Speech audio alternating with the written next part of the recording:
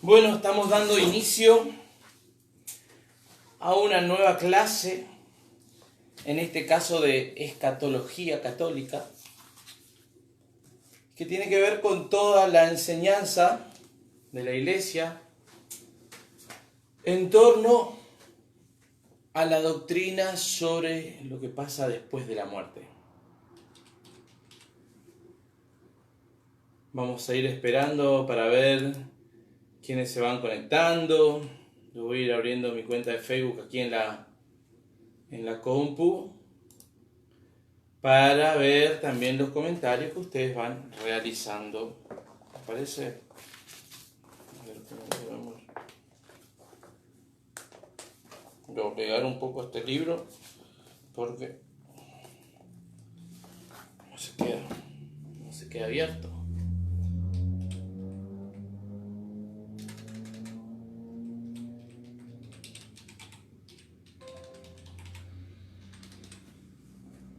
Perfecto, a ver si pusimos bien la contraseña. Pareciera que sí. Vamos a ir a nuestro muro.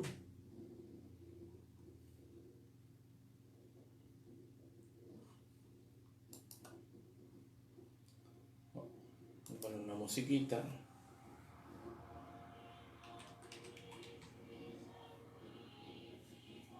Ahí está bueno.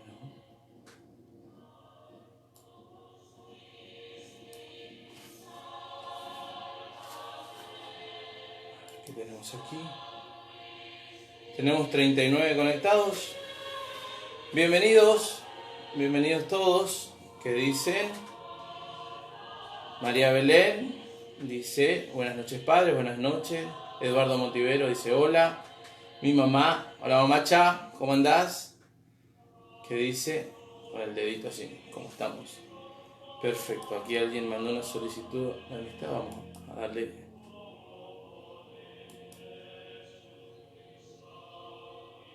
Perfecto.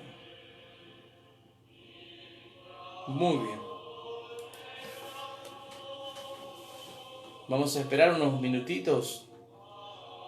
Mientras tanto, quería yo comentarles que aquellas personas que vayan anotando, que tengan a mano la Biblia, una virome, un papel donde puedan tomar sus apuntes y sobre todo donde puedan hacer sus consultas, anotar sus preguntas.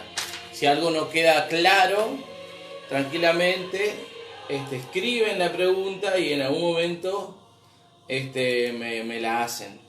Pueden ir escribiendo acá, pero depende si son muchos los comentarios, a veces no se ve, ¿no? Bueno, desde Apóstoles, Azucena, dice Oli. Ivonne Helen Aguirre dice, hola Padre Gervasio, bendiciones. Miguel Fernández está comentando también aquí. Vamos a ver los comentarios. Blanca Machado también ha comentado. Vi que por ahí Ricardo Alves había puesto algo también, pero como que los comentarios se van escondiendo, ¿no? Y no se llegan a ver todos. A ver si abro el vivo, puede ser. No. No se ven todos los comentarios así de una, así que pero sí veo que han escrito. Bueno, por eso les digo que en la medida en que de lo posible vayan anotando las preguntas, después me las pueden pasar también por Messenger y las vamos viendo. De última, si es que no los leo. Bien, ¿les parece que empecemos? Ya son y 3, ya las personas que se han conectado, bienvenidos, son 78. Si alguno se suma después, como vamos a ir tocando temas así bien concretos, no van a estar tan perdidos a la hora de sumarse. A lo sumo van a estar perdidos en ese tema, pero inmediatamente cuando empecemos un nuevo tema ya empiezan como de cero. Hacemos una pequeña oración. En el nombre del Padre, del Hijo y del Espíritu Santo. Amén. Ven Espíritu Santo, llena los corazones de tus fieles y enciende en ellos el fuego de tu amor. Envíanos, Señor, tu Espíritu para darnos nueva vida y renovarás la faz de la tierra. Oh Dios, que has iluminado los corazones de tus fieles con la luz del Espíritu Santo, Danos gustar de todos los rectos según tu espíritu y gozar para siempre de sus divinos consuelos por Jesucristo nuestro Señor. Amén. En el nombre del Padre, del Hijo, del Espíritu Santo. Amén. Muy bien. Les decía yo en el posteo cuando los invitaba a esta charla, les contaba que iba a dar una clase de escatología. ¿Qué es la escatología? La escatología es una ciencia que estudia lo que nos pasa después de la muerte. Si hay algún teólogo mirando, sepa que voy a hablar un lenguaje muy llano, o sea que no voy a hablar con tanta precisión, porque aún si diciendo que lo que voy a decir, lo voy a decir todo, va a ser sana doctrina, lo vamos a sacar desde aquí, desde este libro que es el Catecismo de la Iglesia Católica, lo vamos a hacer un lenguaje muy llano para que podamos entenderlo todos. Entonces, la palabra escatología es la ciencia que estudia lo que nos pasa después de la muerte, lo que sucede con la persona después de la muerte, las realidades eternas, lo definitivo, lo último. Y de hecho que eso es lo que significa la palabra escatón. La palabra escatón es una palabra griega que quiere decir lo último, lo definitivo. Entonces, el estudio de lo definitivo o el estudio de lo último. Y aborda grandes temas como el juicio particular, el juicio universal, qué es el cielo, qué es el infierno, qué es el purgatorio, qué es la parusía, esto que esperamos, la segunda venida de Jesús, cómo va a ser la resurrección de los muertos, qué es la muerte, ¿no? Y de hecho que nosotros no vamos a abordar todo porque es un tratado teológico que darla nos tardaría un buen par de clases, no una sola, ¿no? De hecho que cuando se enseña en el seminario generalmente se le dedican 6 meses a estudiar esto, como mínimo, como una introducción. Después uno puede ir profundizando en un montón de cosas. Pero yo quisiera hacerles un poquito el planteo, contarles si a alguien le interesa, después más adelante avanzamos ya sobre temas concretos.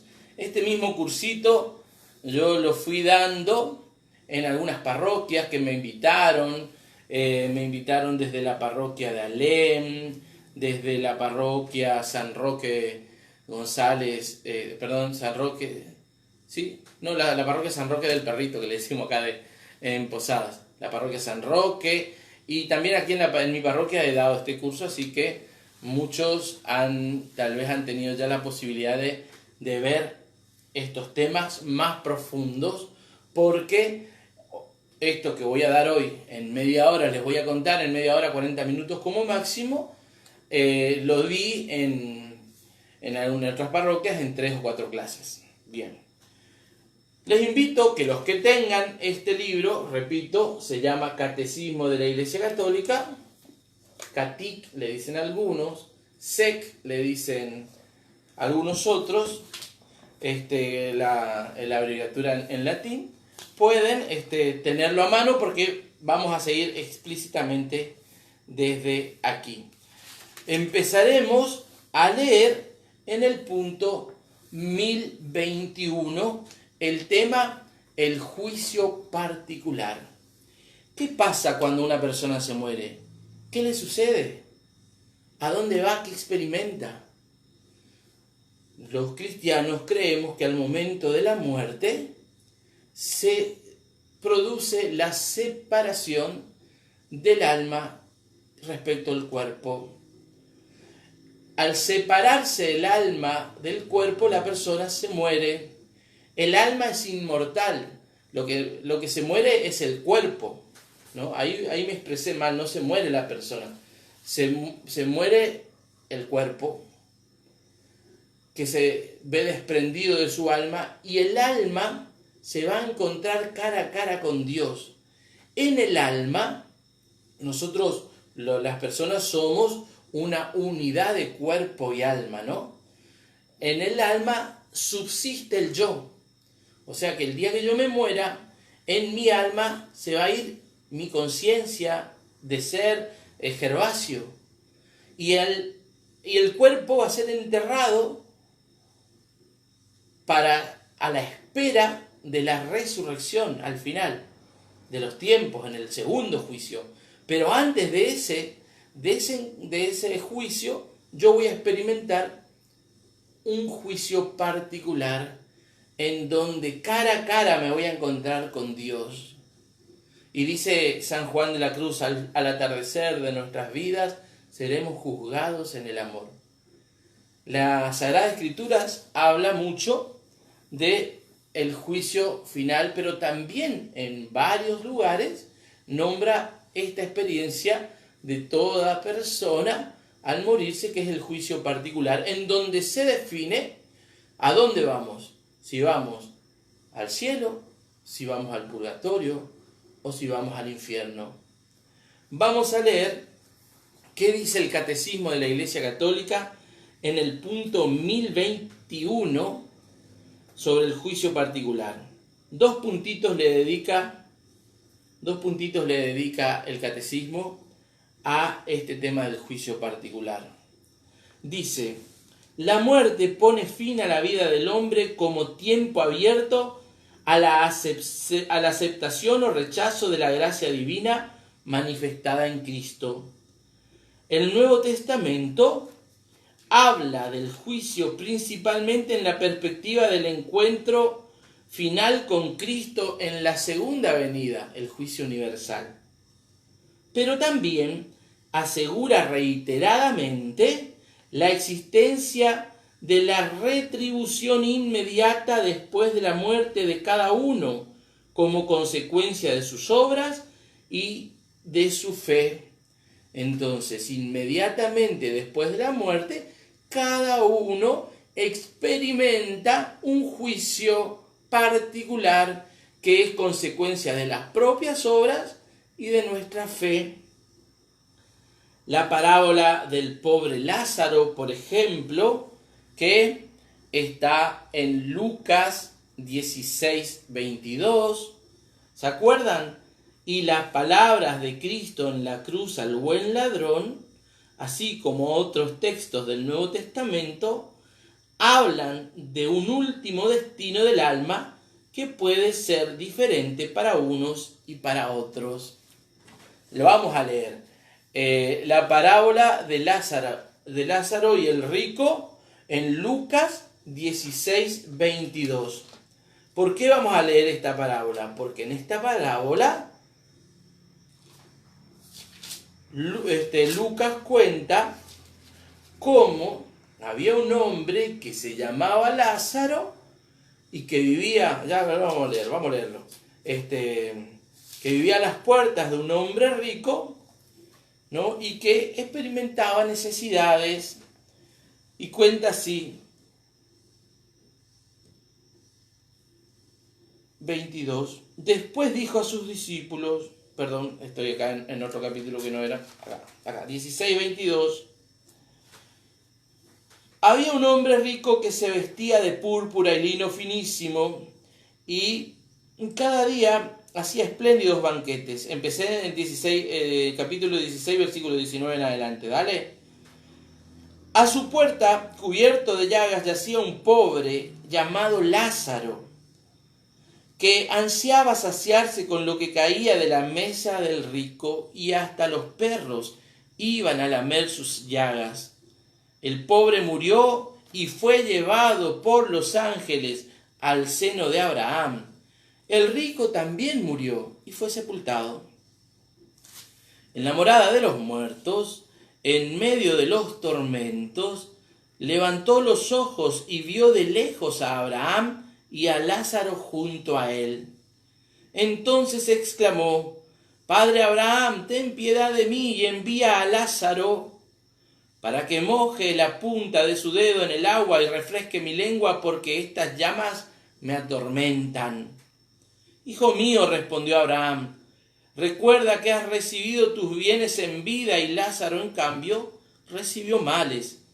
Ahora él encuentra aquí su consuelo y tú el tormento. Además, entre ustedes y nosotros se abre un abismo, de manera que los que quieren pasar de aquí hasta allí no pueden hacerlo, y tampoco se puede pasar de allí hasta aquí. El rico le contestó: te ruego entonces, padre, que envíes a Lázaro a la casa de mi padre, porque tengo 5 hermanos, que él los prevenga, no sea que ellos también caigan en este lugar de tormento. Abraham le respondió: tienen a Moisés y a los profetas, que los escuchen. No, padre Abraham, insistió el rico, pero si alguno de los muertos va a verlos, se arrepentirán.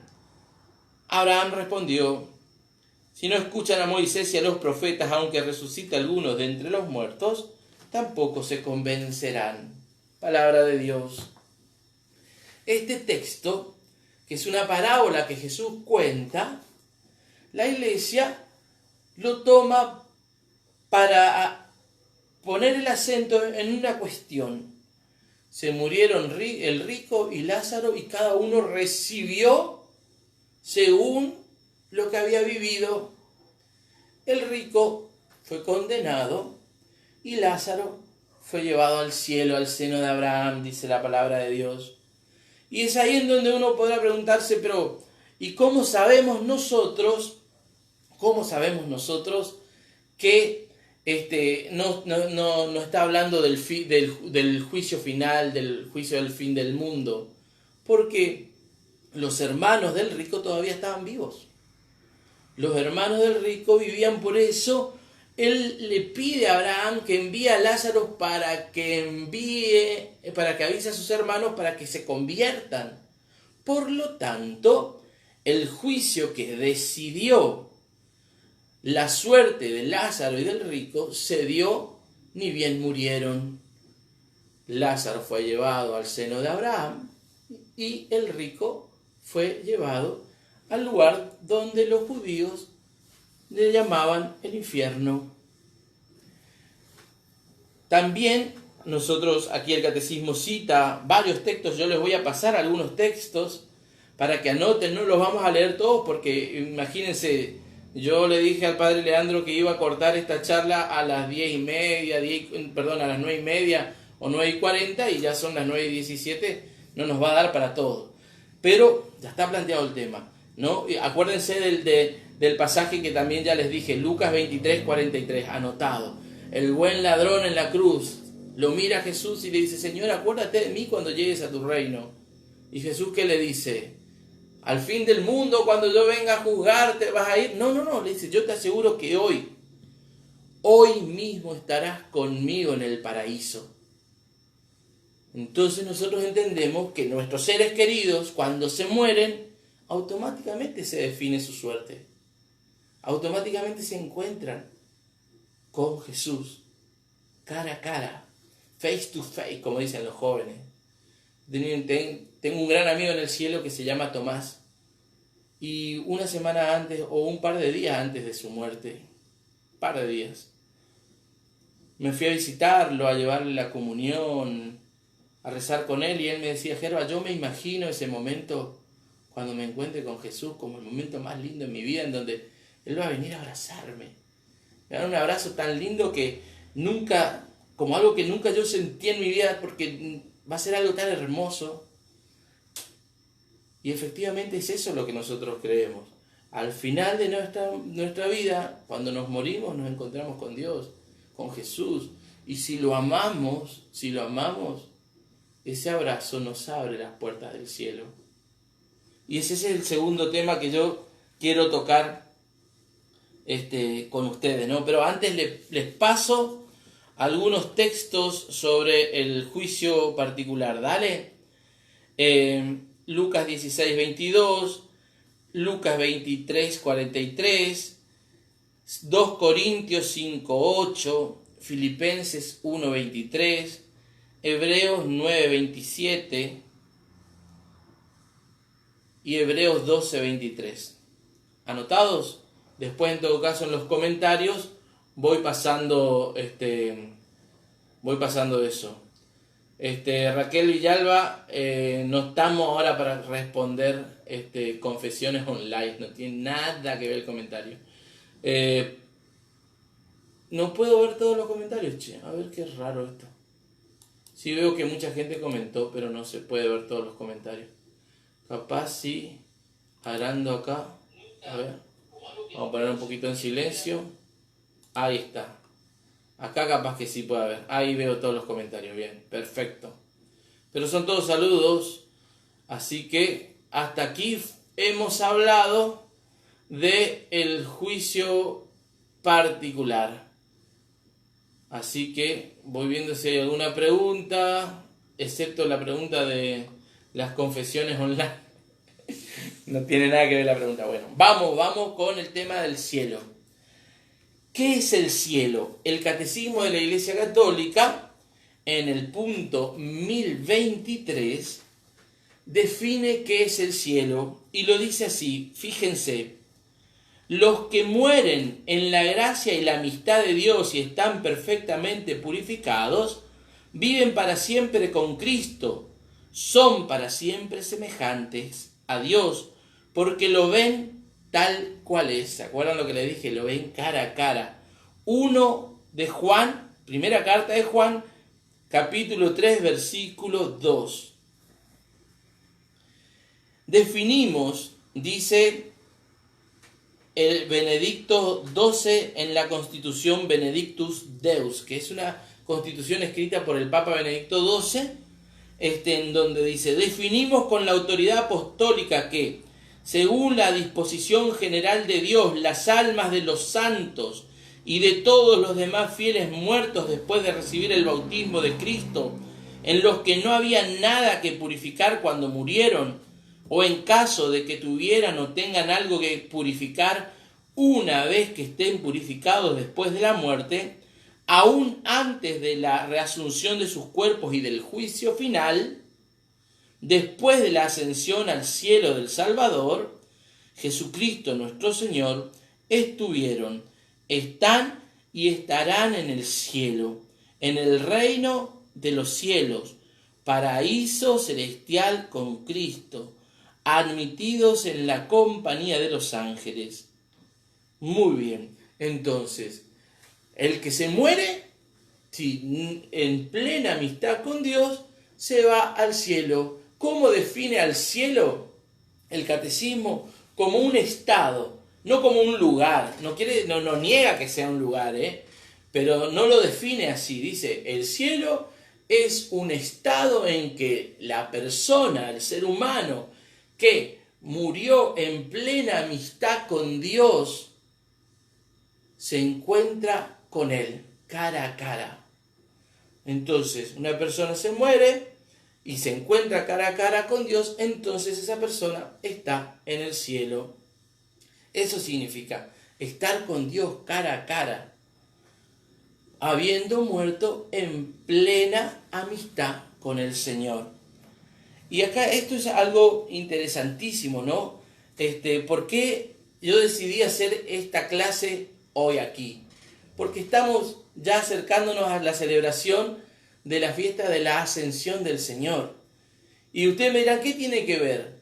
Y porque si el Catecismo define al cielo como un estado en que el ser humano se encuentra cara a cara con Dios, ¿quién fue el primer ser humano que se encontró cara a cara con Dios?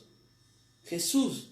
Por lo tanto, esta fiesta de la Ascensión es la fiesta de la inauguración del cielo, por así decirlo. Jesús, cuando resucita, crea un cielo para nosotros.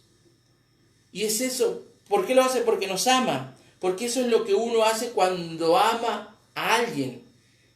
Crea un espacio que uno lo entiende como el cielo. Por eso hay gente, cuando se siente muy amada en la casa, donde se llevan bien, esa gente dice, padre, yo llego a mi casa y siento que estoy en el cielo. ¿Por qué? Porque se siente amado. Lo mismo pasa cuando no hay amor, cuando hay violencia, cuando hay un espacio en donde uno se ve maltratado.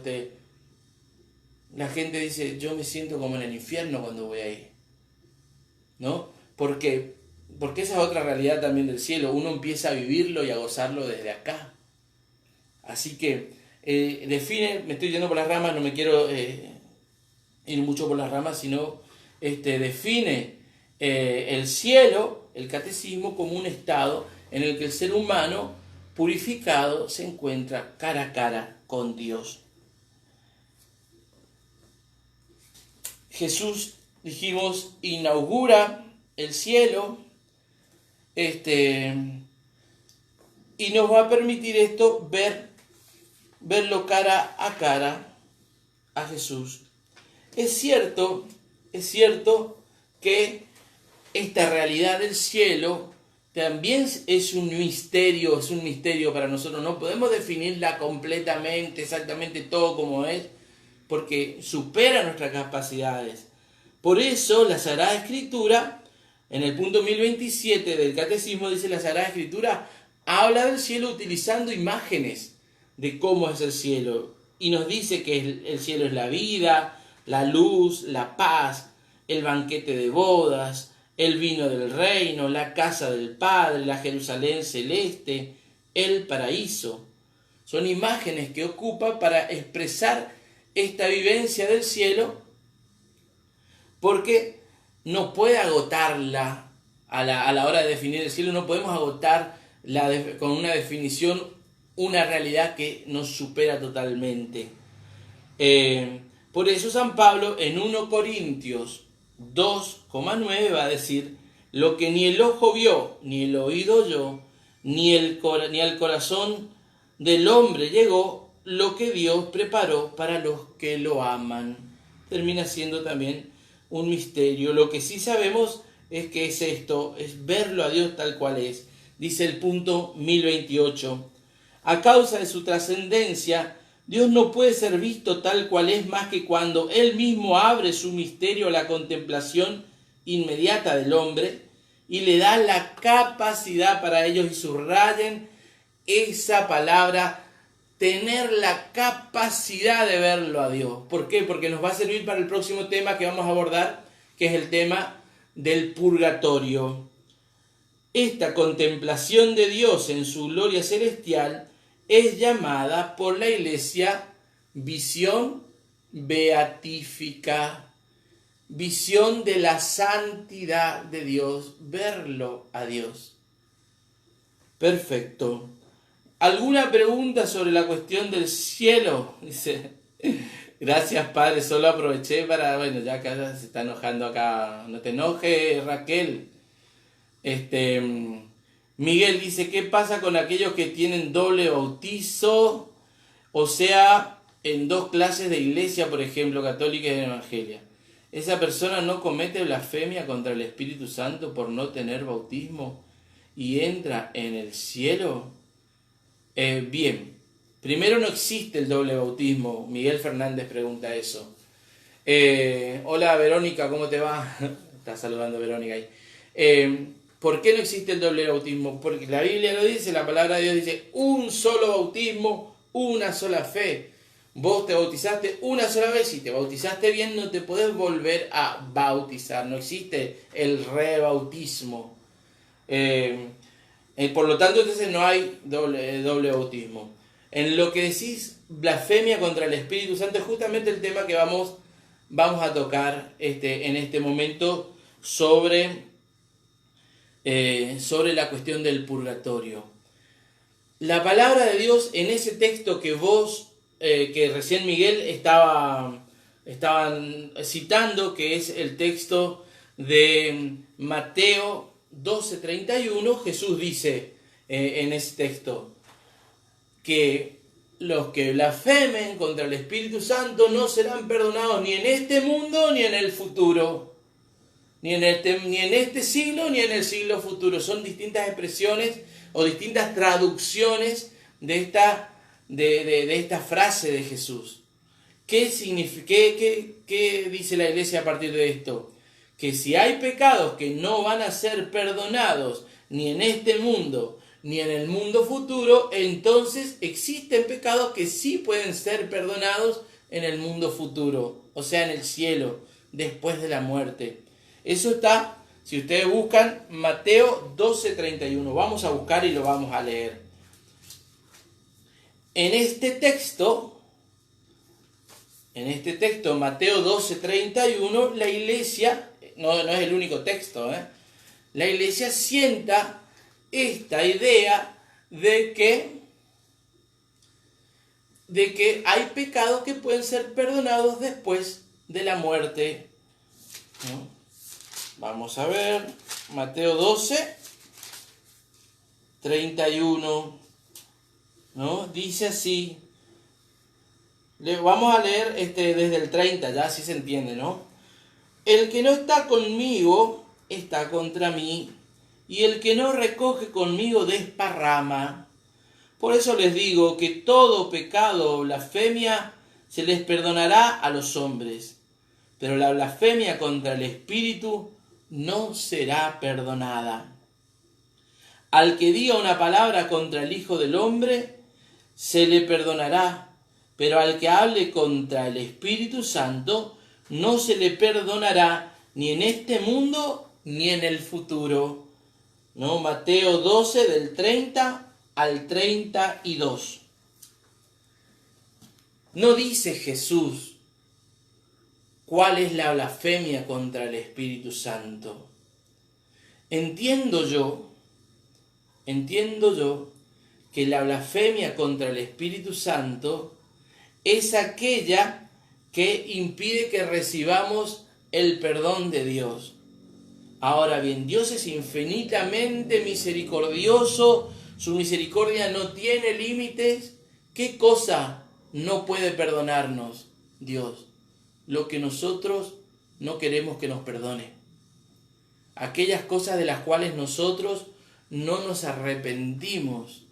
Cuando le cerramos la puerta al Espíritu Santo para que obre nuestra conversión, o porque creemos soberbiamente que somos tan pecadores que ni Dios puede perdonarnos. Eso es una soberbia, ¿no?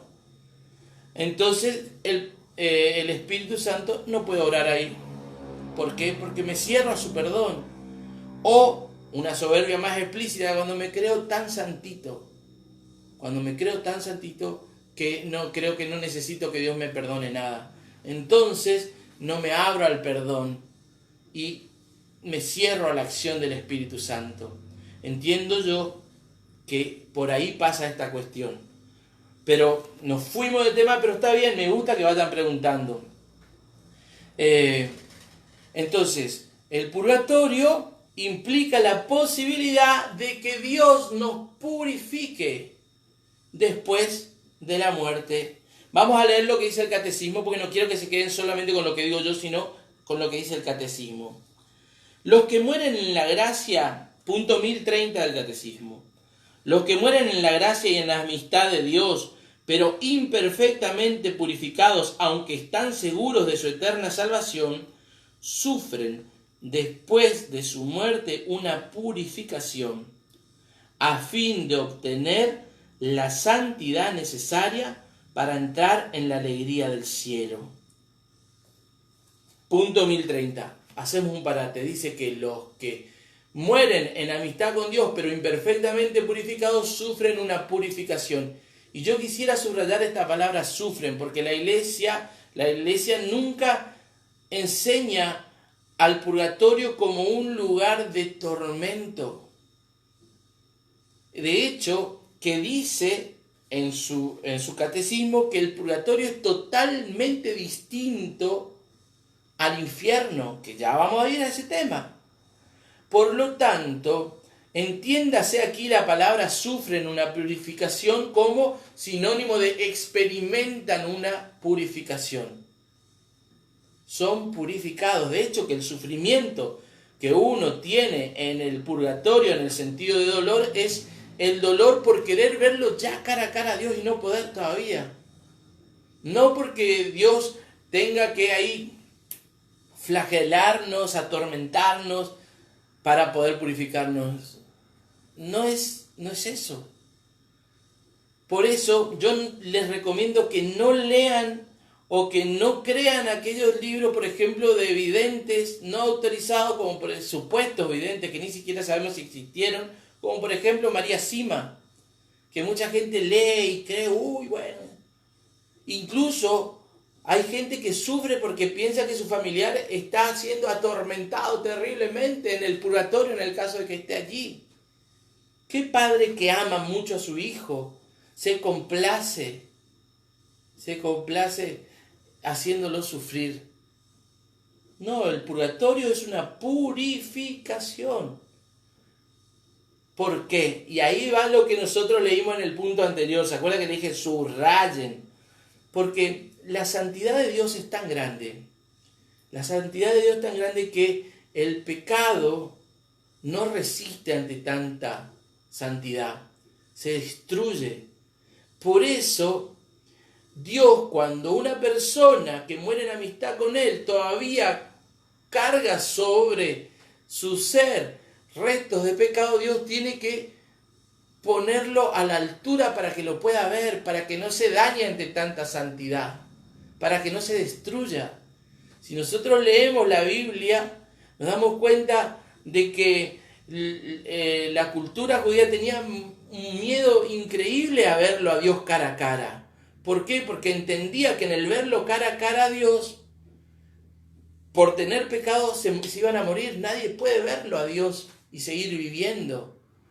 En el pasaje de la transfiguración, cuando Jesús se transfigura y se escucha la voz del Padre, los discípulos se tiran al piso con la cara a la tierra, porque tenían miedo de verlo a Dios.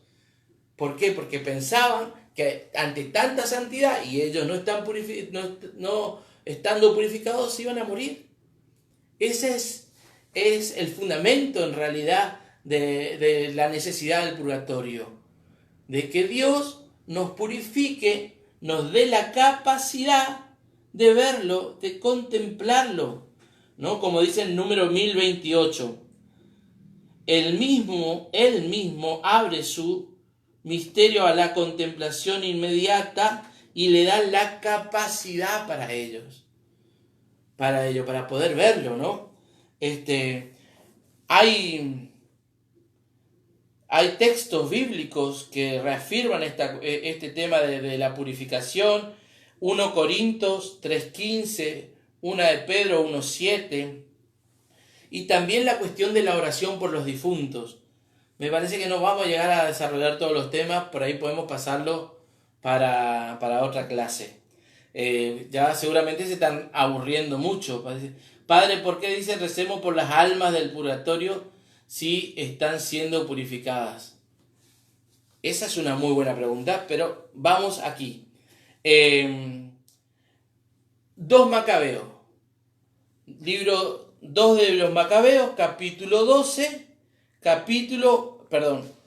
segundo libro de los Macabeos, capítulo 12, versículo 46, ¿no? Si ustedes leen allí, vamos a buscar aquí, Macabeos, si ustedes leen allí, se van a dar cuenta de que Judas Macabeo sale a la batalla y se mueren algunos hombres suyos. Cuando empiezan a buscar la explicación, se dan cuenta que se habían robado un tesoro que no era para ellos, que estaba consagrado. Entonces encuentran ahí el pecado que los llevó a la muerte. ¿Y qué hace Judas Macabeo? Organiza una oración, ¿no? 2 de Macabeos 12, pidiéndole a Dios que le perdone los pecados a los que ya habían muerto. 2 Macabeos 12, capítulo 12, versículo 46, ¿no? ¿Escribí bien, Serache? No llega. No. Sacrificio de los soldados en batalla, ¿no? Del 36, no era 46, versículo 36 en adelante. Dice así: luego Judas reunió al ejército y se dirigió hacia la ciudad de Odolam. Como estaba ya próximo el 7º día de la semana, se purificaron con los ritos de costumbre y celebraron el sábado en aquel lugar. Los hombres de Judas fueron al día siguiente, dado que el tiempo urgía, a recoger los cadáveres de los caídos para sepultarlos con sus parientes en los sepulcros familiares. Entonces se encontraron debajo de las túnicas de cada uno de los muertos objetos consagrados a los ídolos de Lamnia, que la ley prohíbe tener a los judíos. Así se puso en evidencia para todos que esa era la causa por la que habían caído. Todos ven el proceder del Señor, el justo juez, que pone de manifiesto las cosas ocultas, e hicieron rogativas, pidiendo que el pecado cometido quedara completamente borrado. Versículo 42. Judas Macabeo con su ejército empiezan a hacer oraciones pidiendo que el pecado de los muertos sea borrado. Por lo tanto, nosotros encontramos sobrados textos en las Sagradas Escrituras en los que vemos que existe un perdón posterior a los pecados y que nuestra oración contribuye a esta purificación. ¿De qué manera? No lo sabemos. La gracia de Dios. La gracia de Dios actúa de forma que nosotros no podemos comprender completamente. Pero sí comprendemos nosotros, y por eso lo rezamos en el credo cada vez que lo hacemos, ¿no? Que creemos en la comunión de los santos. Creemos que así como el pecado tiene consecuencias negativas no solo para el que peca, sino para todos, también la santidad de los santos tiene consecuencias positivas para todos. Y nuestra oración, si es hecha con amor por el otro, puede ayudarlo. Y nos ayudamos mutuamente intercediendo unos por otros. Porque nosotros también creemos en la intercesión. Creemos y la tenemos como modelo a María, la Virgen, que intercedía por los que necesitaban. Un ejemplo está en el Evangelio de las bodas de Caná, ¿no? Entonces, no sé si contesté la pregunta de por qué rezamos por los que están en el purgatorio. Porque nuestra santidad, nuestra intercesión también los ayuda a ellos. Como también la oración de ellos nos ayuda a nosotros.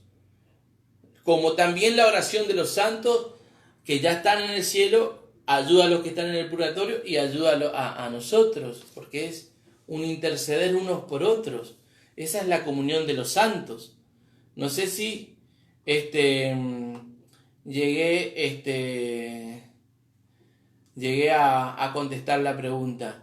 Si están siendo purificados, ¿por qué rezamos? Y rezamos para que esta purificación se dé cuanto antes. Lo mismo que rezamos para nosotros poder un día también ir al cielo, unos por otros. Bien,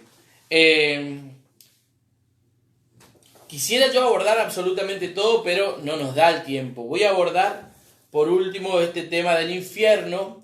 Hay algunas cuestiones que nos van a quedar, evidentemente, sin desarrollar, pero vamos a ir diciendo alguna cosita porque quiero dejarlos después unos minutitos por si quieren ir haciendo algunas preguntas.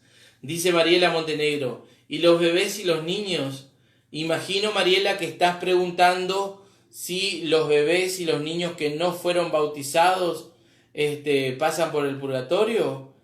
No, la Iglesia entiende que existen varias formas de bautismo. Uno es el bautismo más común que realizamos nosotros con la aspersión con el agua, ¿no? O por la inmersión con el agua, en donde le bautizamos en el nombre del Padre, del Hijo y del Espíritu Santo. Pero hay otro modo de bautismo que es el bautismo de sangre, en donde, por ejemplo, los mártires que no fueron bautizados reciben un bautismo. Es el bautismo que reciben los niños abortados, por ejemplo. Reciben un bautismo, van derecho al cielo. El bautismo también existe como un bautismo de deseo. ¿Qué quiere decir? Aquellas personas que no fueron bautizadas, pero existían el deseo de alguien que fueran bautizadas, reciben el bautismo y se van al cielo. Cuando se mueren, ingresan al cielo porque recibieron este modo de bautismo, que es el bautismo del deseo. No es que se muere un niño sin bautizar y se va al limbo, como por ahí mucha gente cree. No, se van al cielo, se encuentran cara a cara con Dios. Bien, vamos a ver la cuestión del infierno. Y con esto terminamos. Dice el catecismo en el punto 1033. Fíjense cómo empieza ya con los tapones de punta, salvo que elijamos libremente amarle, no podemos estar unidos con Dios. ¿Por qué empieza diciendo positivamente algo que en renglones más abajo va a decir de forma negativa? El infierno o el cielo son elecciones libres. De hecho, que Dios quiere que todos vayamos al cielo porque nos ama. Y el amor exige presencia. Y cuando uno ama a alguien, uno quiere estar con ese alguien amado. Ahora bien, cuando uno decide rechazar a la persona que te ama, si el otro que ama se ve rechazado y es respetuoso del amor, entonces no lo impone. Dios quiere que todos vayamos al cielo, pero si alguien le dice, Dios, yo no quiero saber nada con vos, no quiero vivir en tu presencia, quiero vivir lejos de ti, no te amo, déjame, Dios, con un dolor en el corazón, va a aceptar que no lo queremos, que no lo amamos. Por lo tanto, y eso es el infierno, ¿no? Dice el catecismo, morir, dice, todo el que aborrece a su hermano, no ama al Señor. Nuestro Señor nos advierte que estaremos separados de Él si omitimos socorrer las necesidades graves de nuestros hermanos. Morir en pecado mortal sin estar arrepentido ni recibir el amor misericordioso de Dios significa permanecer separados de Él para siempre por nuestra propia y libre elección. El infierno es la separación libre de Dios. Este estado de autoexclusión definitiva de la comunión con Dios y con los bienaventurados es lo que se designa con la palabra infierno. ¿Vieron? Ahí está la definición.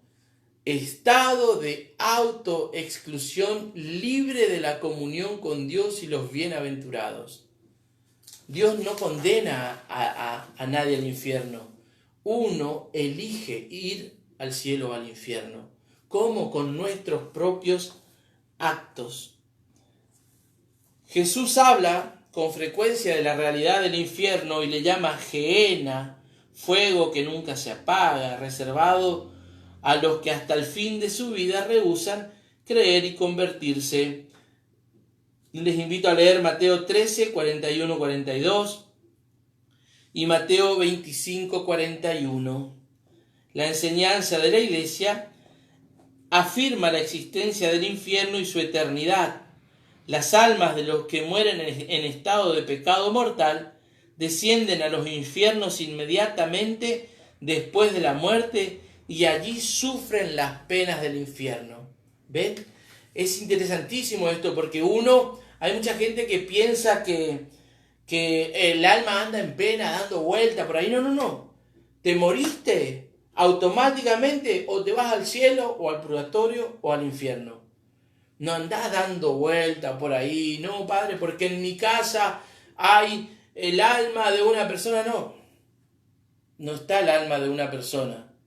Puede ser que tu casa esté infectada por el demonio o por alguna entidad malvada porque están haciendo ritos satánicos o hicieron ritos satánicos o vos, tu vecino. Y en todo caso, nosotros creemos que puede estar el diablo. Pero no la abuela, la tía, el padrino que era jodido, no. Si era jodido y no amó a Dios y lo rechazó a Dios, que no sabemos, porque fíjense encima de eso, la iglesia nunca va a decir fulano está en el infierno, por más jodido que fuera.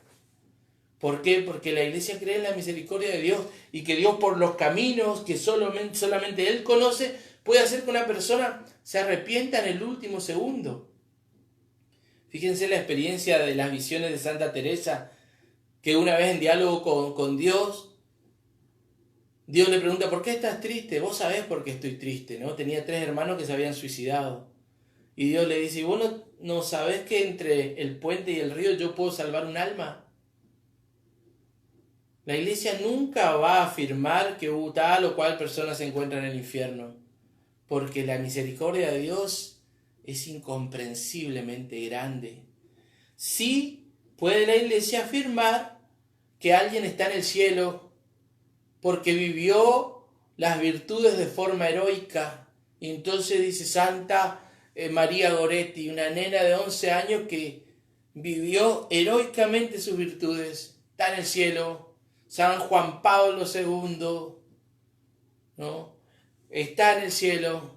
¿Le escucharon alguna vez a la iglesia decir fulano está en el infierno? No, no, jamás lo va a decir, porque no sabe, pero sí sabe quién vivió en amistad con Dios plena y murió en amistad plena con Dios.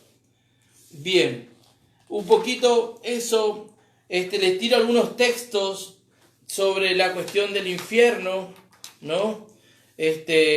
Mateo 25, 31 al 46, el estado de autoexclusión definitiva de la comunión con Dios, con los santos, esa es la definición. Jesús habla del infierno que generalmente le llama Gehenna, fuego inextinguible. Mateo 5, 22, 29, Mateo 13, 41, 42, horno ardiente le llama, Mateo 13, 41, 42. Les dejo, miren, son y 51. ¿Quieren hacer preguntas? Nos tomamos 5 minutitos, ustedes preguntan y yo, si puedo, les voy respondiendo, y si no, les invito a que nos juntemos de nuevo otro día. Puede ser el lunes que viene, el martes que viene. El lunes no, porque es 25, ¿bien? Entonces vamos a celebrar el Día de la Patria. Pero sí el martes es un lindo día como para hacer una continuación de esto, de esta charla, ¿no? Dice Claudia Figueredo, ¿cuáles son los pecados mortales? Hay un montón, Claudia, te puedo pasar una lista de los pecados mortales, pero son básicamente todos los pecados que hacen daño y que matan, expulsan a Dios del corazón: el odio, una mentira muy grande, un robo, dañar a alguien, la violencia, y el insulto así agresivo, ¿no? ¿Por qué la Iglesia Ortodoxa no contempla la existencia del purgatorio? No tengo ese dato, Juan Eduardo Montiveros. De hecho, que la Iglesia Ortodoxa tiene el mismo credo que nosotros. Sí, alguna, y la iglesia luterana, por ejemplo, algunas expresiones de las iglesias evangélicas no aceptan el tema del purgatorio, porque la versión de la Biblia de ellos, hay libros que no tienen, ¿no? ¿Por qué? Porque ellos toman una traducción de la Biblia que no tiene los libros que nosotros llamamos deuterocanónicos. Entonces, el libro de Macabeos, el texto de Macabeos que yo le pasé a ellos no lo tienen. Pero es un tema que podríamos llegar a charlar, la diferencia de las Biblias algún día si quieren. Una persona que está en estado del cielo va al cielo, y el que está en el estado del infierno va al purgatorio, por decir de una manera. No. El que muere en amistad con Dios, el que muere en amistad con Dios, ¿va al cielo o al purgatorio? El que muere en rechazo total con Dios va al infierno. ¿Dale? El purgatorio es totalmente distinto del infierno. Disculpe, padre, puede que yo me equivoque, pero yo tengo entendido que no está revelado de que los niños abortados vayan al cielo. Está claro que la misericordia de Dios es grande. Mirá, no sé de dónde sacás eso, Cristian. Todos los niños, todas las criaturas fuimos creados para ir al cielo. Todos. Y esto es enseñanza de la iglesia, ¿no? Si querés algún día lo abordamos con mayor detenimiento, pero ¿a dónde se te ocurre a vos que pueden ir? ¿Qué clase de Dios malvado va a condenar a un niño abortado? ¿Se te ocurre a vos pensar? Si decimos que Dios es misericordioso, una consecuencia de su misericordia es que el inocente que muere vaya al cielo, no al infierno. Bien. ¿Qué dice? Otro encuentro, ok. Acá que dice una persona, ya leí. Padre, si podemos continuar otra clase el martes, puede ser. Muy bien, aquí otra pregunta, perdón, padre. Hasta las 10 leo preguntas, dale. Dice Mónica, entonces, ¿el infierno es la no aceptación de nuestra o la no fe de nuestro Dios? No entendí la pregunta, Mónica, escribí bien, por favor. Padre, ¿puede pasar todos los textos bíblicos? Sí, los voy a pasar después. No cumplir con los mandamientos que están escritos en la Biblia son pecados mortales. Y sí, los mandamientos son justamente una guía para poder vivir en el amor de Dios, ¿no? Pero no basta con cumplir los mandamientos. Acuérdense del pasaje en que el joven rico se acerca a Jesús y le dice, ¿qué tengo que hacer para heredar la vida eterna? Jesús le dice, lee la Biblia, ¿qué es lo que dice ahí? Y bueno, los mandamientos. Bueno, sí, ya lo cumplo, eso ya lo hago, le dice el joven. Bueno, entonces ahora deja todo y seguime, le dice Jesús. Y el joven se aleja entristecido. Es estrecha la puerta y el camino que lleva al cielo. Padre, buenas noches, me gustaría que si llegas a hacer misa, pidan oración por... Dale, Cristian, dale. Todos los días celebro la misa. Ladis García, mi comadre, dice, por favor, otra clase de escatología muy buena. Me puse a escuchar, es lo mejor que me pasó. Bueno, nada, demasiada. Bueno, mi gente, hasta aquí esta clase, les agradezco, hagamos una pequeña oración y bueno, sigamos así, 140 conectados, estuvieron más o menos en ese límite, le vamos a pedir a Dios que los dé su bendición y les agradezco por prestarme atención un ratito. Les recuerdo una cosa, mañana, el jueves 21 a las 21 horas por el Facebook de la parroquia Jesús Misericordioso, vamos a hacer una peña en honor a Santa Rita. Así que les invitamos a que vean, van a estar Andrés González, Lucho Fasa y Fede Acuña haciendo canciones para pasar un lindo rato. Van a haber muchos sorteos, gente de Apóstoles, estén atentos porque se van a sortear hamburguesas de Pepo Burger. La gente de Alem también van a haber sorteos va a haber gente que está auspiciando desde allí. Y bueno, y de aquí de Posadas, y también con la gente de Caraguataí que está cumpliendo aniversario, y su parroquia Santa Rita también van a estar presentes ahí, y creo que van a haber sorteos también para la gente de Posadas y de estos pueblos que nombré. Así que les invito a que estén todos el próximo jueves a las 21 horas desde el Facebook de la parroquia Jesús Misericordioso. Y ahora sí, vamos a rezarle a nuestra Madre la Virgen María y vamos a pedirle a Dios que nos dé su bendición. Dios te salve María, llena eres de gracia, el Señor es contigo. Bendita tú eres entre todas las mujeres y bendito es el fruto de tu vientre Jesús. Santa María, Madre de Dios, ruega por nosotros pecadores, ahora y en la hora de nuestra muerte. Amén. Que el Señor esté con ustedes, que descienda sobre todos, los acompañe y proteja siempre la bendición de Dios que es Padre, Hijo y Espíritu Santo. Amén. Muchísimas gracias, que Dios los bendiga.